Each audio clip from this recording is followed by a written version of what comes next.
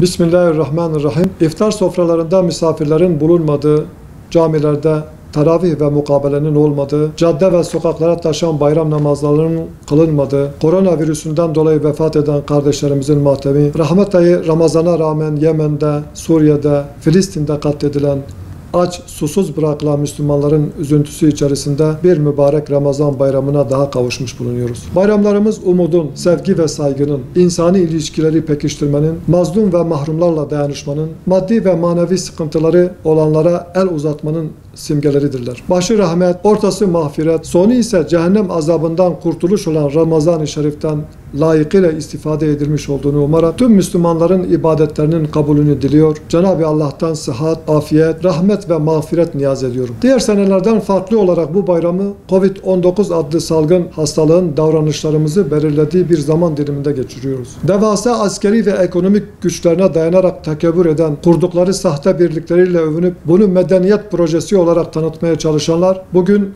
tam olarak canlı bile sayılmayan bir yaratık karşısında acziyetini ikrar etme durumunda kalmaktadır. Allah'a, kanunlarına, buyruklarına savaş açan bir dünyanın küçücük bir virüse karşı düştüğü acziyet ve çaresizliğe bakarak bundan dersler ve ibretler çıkarılması gerekir. Bu salgın süresince belki iktisadi açıdan açlık ve yokluk sıkıntısı devam etti. Ama tüm dünyada daha az kan döküldü, daha az suç işlendi ve daha az israf yapıldı. Atmosfer bile eskiye nazaran daha temiz hale geldi. Zorbalık ve emperyalist emellerin kısa bir süre bile olsa durdurulmasının dünyaya nispi bir sükunet getirebileceğini görüyoruz. Yine tek devlet, tek yürek gibi görülen nice kudretli devletlerin sıkıntıya düştüğü, çaresiz kaldığı dönemde dost ve müttefik diye tanımladıkları halkların tıbbi gereçlerine el koyduklarını müşahede ettik. Müslümanlar Batı'nın görece siyasi, askeri ve ekonomik gelişmişliklerine bakarak onları dost ve veli edinmek yerine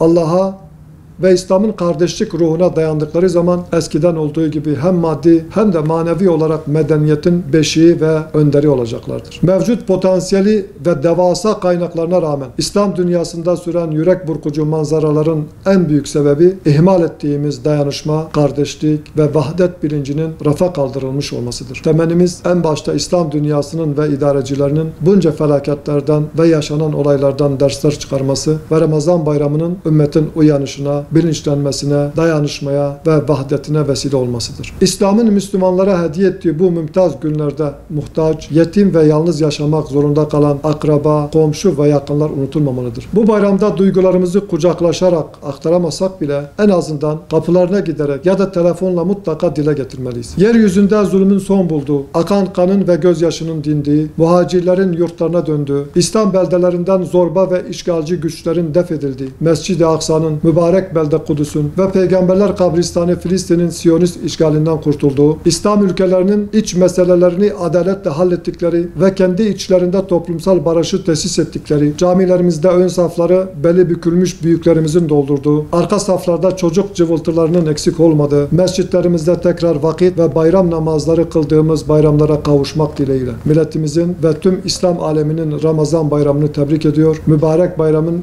Müslümanların ebedi kurtuluşuna ve bütün insanlığa selamet getirmesini Cenab-ı Allah'tan niyaz ediyorum.